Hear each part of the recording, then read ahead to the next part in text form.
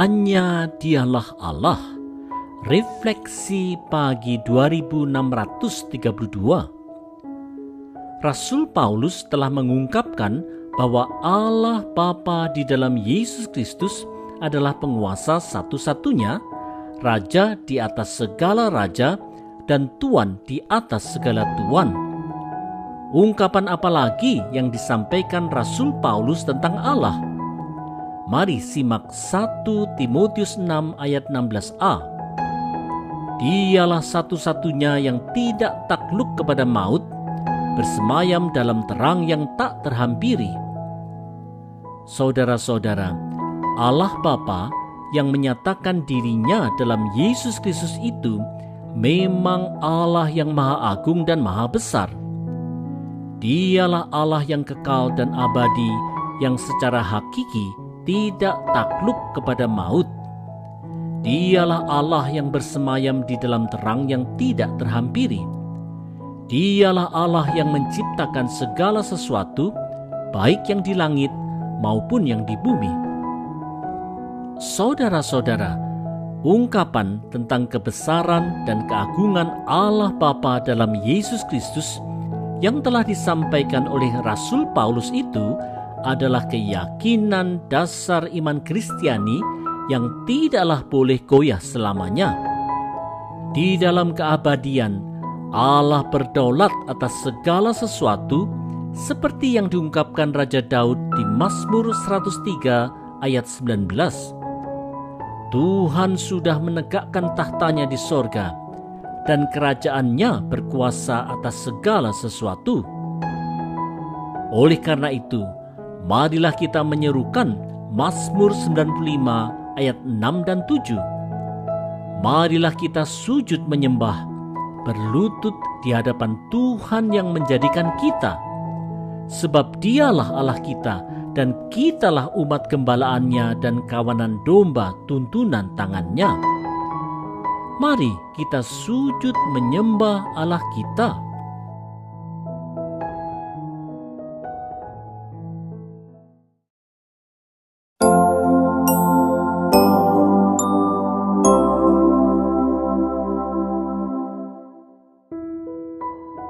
Yang tidak terhampiri menghampiri. Refleksi pagi 2633. Apa penegasan yang diberikan Rasul Paulus tentang siapa Allah? Mari lihat 1 Timotius 6 ayat 16b. Seorang pun tak pernah melihat Dia, dan memang manusia tidak dapat melihat Dia. Baginyalah hormat dan kuasa yang kekal. Amin. Saudara-saudara, sewaktu Musa di padang gurun meminta Allah untuk memperlihatkan kemuliaannya, Allah berfirman di Keluaran 33 ayat 20, "Engkau tidak tahan memandang wajahku, sebab tidak ada orang yang memandang aku dapat hidup." Allah memang bersemayam dalam terang yang tidak terhampiri, sehingga tidak ada seorang pun yang memandang wajahnya yang dapat hidup. Saudara-saudara, karena Allah adalah Allah transenden yang tidak terlihat serta tidak terhampiri, maka Allah Bapa menyatakan dirinya melalui Yesus Kristus seperti yang dinyatakan di Yohanes 1 ayat 18. Tidak seorang pun yang pernah melihat Allah, tetapi Anak Tunggal Allah yang ada di pangkuan Bapa, Dialah yang menyatakannya.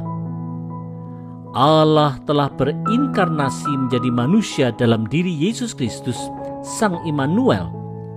Yesus Kristuslah Allah yang menyertai manusia. Oleh karena itu, marilah kita menyerukan Wahyu 5 ayat 13. Bagi Dia yang duduk di atas tahta dan bagi Anak Domba adalah puji-pujian dan hormat dan kemuliaan dan kuasa sampai selama-lamanya. Marilah kita menyembah Allah dalam Yesus Kristus saja.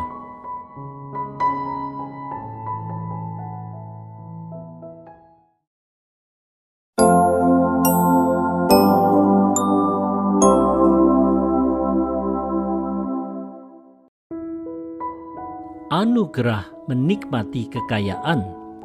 Refleksi pagi 2634. Apa nasihat Rasul Paulus yang perlu disampaikan Timotius kepada orang-orang kaya di jemaat Efesus selama mereka hidup di dunia ini? Mari simak 1 Timotius 6 ayat 17. Peringatkanlah kepada orang-orang kaya di dunia ini agar mereka jangan tinggi hati dan jangan berharap pada sesuatu yang tak tentu seperti kekayaan, melainkan pada Allah yang dalam kekayaannya memberikan kepada kita segala sesuatu untuk dinikmati. Saudara-saudara, orang percaya yang diberi anugerah kekayaan harus mawas diri untuk tidak terjerumus pada sikap tinggi hati serta bergantung pada kekayaan. Mereka haruslah bergantung hanya kepada Tuhan saja yang telah memberikan segala sesuatu termasuk harta untuk dinikmati. Saudara-saudara, peringatan Rasul Paulus telah menggemakan Pengkhotbah 6 ayat 2. Orang yang dikaruniai Allah kekayaan, harta benda, dan kemuliaan, tetapi orang itu tidak dikaruniai kuasa oleh Allah untuk menikmatinya, melainkan orang lain yang menikmatinya. Inilah kesia-siaan dan penderitaan yang pahit. Orang-orang kaya yang bersikap tinggi hati dan berharap pada kekayaan bisa tidak diberi anugerah Tuhan untuk menikmati kekayaan mereka. Ini tentu akan sia-sia saja. Peringatan pengkhotbah serta Rasul Paulus patutlah dicamkan benar.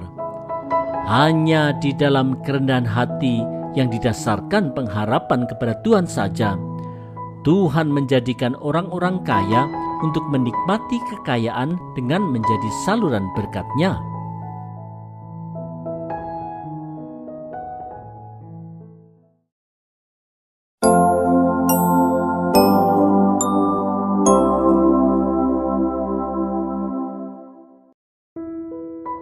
Kaya harta, kaya kebajikan. Refleksi pagi 2635. Rasul Paulus memberi peringatan kepada orang-orang kaya di jemaat Efesus untuk tidak tinggi hati dan berharap pada kekayaan. Kekayaan akan menjadi sia-sia saja bila Tuhan tidak memberi anugerah untuk menikmatinya. Apa yang seharusnya dilakukan oleh mereka yang kaya di jemaat Efesus? Mari simak 1 Timotius 6 ayat 18. Peringatkanlah agar mereka itu berbuat baik, menjadi kaya dalam kebajikan, suka memberi dan membagi. Saudara-saudara, anugerah kekayaan yang Tuhan berikan tidaklah boleh digunakan hanya untuk berfoya-foya di dalam sikap tinggi hati. Kekayaan haruslah digunakan di dalam sikap suka memberi dan berbagi yang diwujudkan dalam berbagai kebajikan dan perbuatan baik. Saudara-saudara, peringatan Rasul Paulus untuk menggunakan kekayaan sebagai sarana untuk melakukan berbagai kebajikan dan perbuatan baik itu juga berlaku untuk masa kini. Setiap orang kaya di jemaat Tuhan sudah seharusnya menjadi saluran berkat Tuhan untuk melakukan berbagai perbuatan baik, tidak hanya untuk sesama orang percaya, tetapi juga untuk setiap orang tanpa membeda-bedakan. Dengan demikian, anugerah kekayaan itu dapat menjadi sarana mewujudkan perintah Allah untuk mengasihi sesama manusia dengan selalu mengingat Matius 5 ayat 13. Kamu adalah garam dunia. Jika garam itu menjadi tawar, dengan apakah ia diasinkan? Tidak ada lagi gunanya selain dibuang dan diinjak orang.